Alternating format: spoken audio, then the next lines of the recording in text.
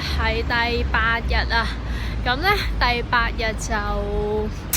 有少少，我唔知係咪叫進步咧。今日嘅情況係我覺得自己唔需要食鎮靜劑，所以我今日係嘗試咗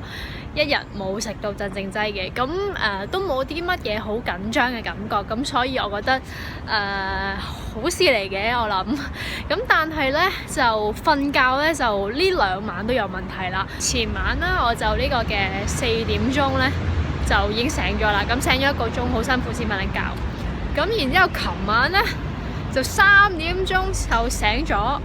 就個半鐘先瞓得覺，仲要坐喺度做下其他嘢，跟住然之後等自己真係好眼瞓瞌着啦，我先至瞓咯。咁咪好辛苦咯，變相翻工，跟住就好攰，嗰日嘅精神就狀態唔係咁好。身體上咧，我覺得還可以嘅，胃口咧冇之前咁唔想食嘢咯，咁但係都仲係冇乜胃口噶啦。但係其他嘢嚟講咧，大致上我都覺得係 OK 嘅，暫時都。咁我哋聽日再見啦。Hi， 今日係第9日，哇，咁就第9日啦，好嘢，加油啊！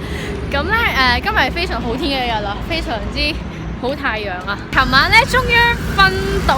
啦，即係有醒嘅，即係有醒幾次啦。咁但係咧終於冇話醒咗成個鐘之後咧瞓唔翻咁樣啦，跟住好開心好感動啊，終於可以瞓得翻覺啦。胃口咧又好似好翻咗少少喎，即係啱啱咧約咗個朋友咧食 lunch 嘅時候咧都食得多少少嘢，同埋食得多少少濃味嘅嘢，因為之前咧真係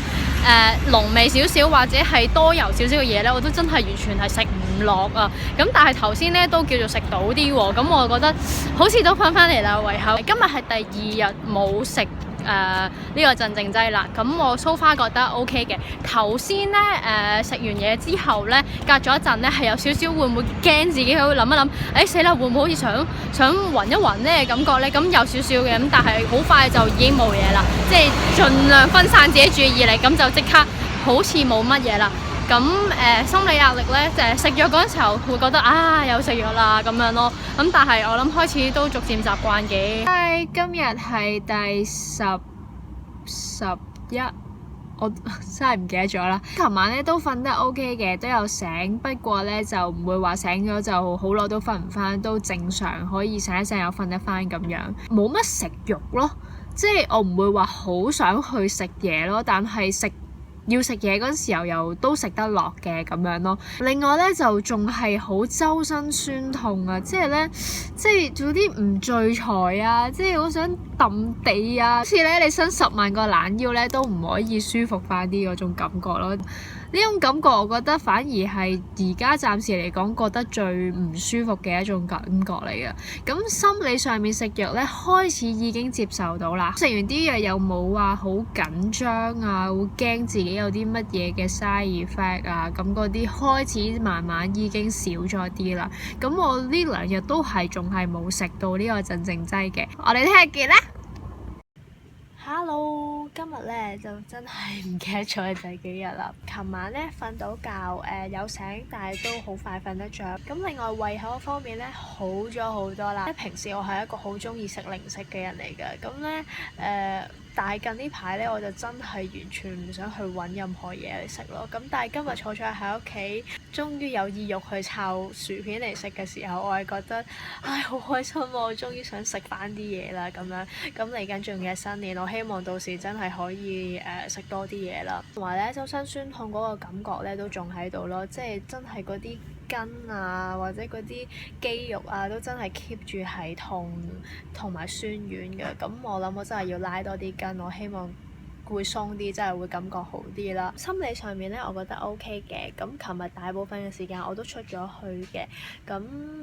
都冇話一啲十分之緊張嘅感覺啦。咁食藥嘅時候我都冇話好擔心啲 side effect 啊咁樣。咁我覺得都開始適應咯，開始習慣咯。我哋聽日見啦！今日咧係第12日，我好肯定嘅，因為咧我啱啱喺月曆度數完，因為我開始拍到有啲亂啦，已經唔記得 day 幾啦。咁咧琴晚咧 OK 喎，瞓得幾好喎，好似越嚟越瞓得唔錯喎，醒嘅次數好似少咗啦，同埋都好快瞓得翻啦，咁所以我覺得睡眠質素 OK 嘅，翻嚟㗎啦。胃口咧我都覺得好咗好多嘅，咁 at least 都會識得肚餓啦，會去揾下零食啦，食嘅時候冇以前食得咁多啦，咁但係我覺得慢慢翻嚟，周身酸痛嗰個感覺咧就仲喺度咯，連瞓覺醒一醒嗰時候咧都感覺到自己個膊頭啊、個背脊啊好似好酸痛嘅，咁心理上面咧我覺得 OK 嘅，開始習慣食藥嘅，咁但係對於話出街時候會唔會有緊張嘅感覺咧？咁呢樣仲有㗎，佢對於譬如嚟緊可能新年要去拜年嘅時候，其實都仲係有一啲緊張，唔知自己會唔會可能有 panic attack 啊，唔知自己會唔會暈啊，即係都會有呢啲焦慮嘅感覺咯。咁但係so far 暫時對食藥嚟講個心理質素咧已經好咗好多㗎啦，啲藥力都未係可以咁快發揮到嘅，咁所以仲係有呢啲感覺，我覺得都正常嘅。咁大概就係咁啦，我哋聽日見啦。嚟到第13日咯，琴晚係瞓唔到覺，每一日咧我8點鐘咧就起身返工嘅，咁但係咧今朝咧6點鐘我就醒咗啦，瞓唔返喎，到7點幾嘅時候咧開始就瞌下咯，我都唔知自己有冇真係瞓着㗎。咁但係咧，到我真係要起身8點鐘返工嘅時候咧，我好攰，完全係唔想落床啦，擘唔大對眼啦咁樣嘅。所以咧，今日個精神狀態就麻麻地啦，好攰啦，成日覺得自己好似有啲wing下嘅感覺。周身酸痛嗰個問題咧，就仲喺度，成日都係嗰啲咧好唔自在嘅感覺啊！就算咧，琴晚咧瞓覺嘅時候扎醒咧，都係嗰啲要伸翻好多個懶腰啊，嗰啲。醒咗都仲係覺得好唔聚財嘅感覺，瞓覺都冇覺得係好舒服咁攤喺度嘅。唉，所以今日我都攞啲嘢晾住部機啊！呢日拎住咧係好攰，同埋我一定會係咁手震咯。胃口方面咧，我諗 so far 嚟講算係最好嗰樣嘢嚟㗎啦，就開始都食得翻正常啲嘅份量啦，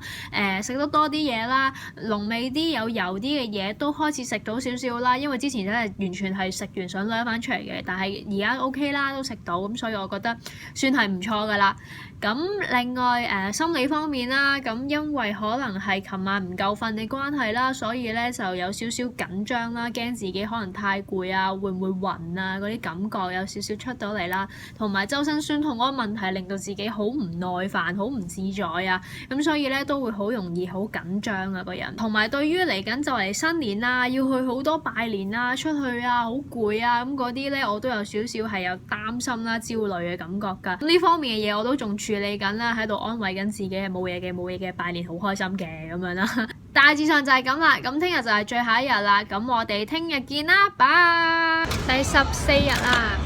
咁咧就拍呢個嘅最後一日。頭先咧就睇緊醫生啦，咁醫生咧就話個進度都唔錯喎，因為我好抗拒食藥啊，咁所以咧佢都唔敢咧咁一次過加咁大份量俾我。而家我係食緊半粒藥嘅份量嘅，咁其實係好輕微嘅啫。其實個最終目的咧係想加到去我食一整粒嘅，話再少少嘅沙爾菲啦，即係可能有陣時瞓唔到覺啦，或者係可能仲有啲痛啦。所以咧佢就話睇多2個禮拜先，等啲藥真係再有效啲啦，然之後先至再可能